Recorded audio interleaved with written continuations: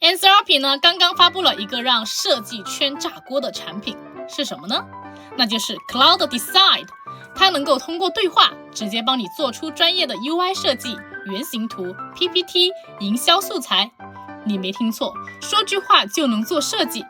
它是由 CloudOps 4.7 视觉模型驱动，你现在只需要描述需求，然后再到 Cloud 生成出版，然后再经过对话微调，再进行一个导出就可以了。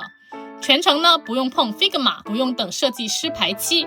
最狠的是，它能够自动学习你的品牌设计系统，生成每一张图都风格统一。也就是说，以前设计师花3天做的素材，现在1个小时就能够搞定。但是呢，问题来了，当 AI 能够批量生产好看的设计，那设计师的价值还剩什么？而我的判断就是 AI 正在大幅拉高设计的下限，但真正创意和审美决策依然无可替代。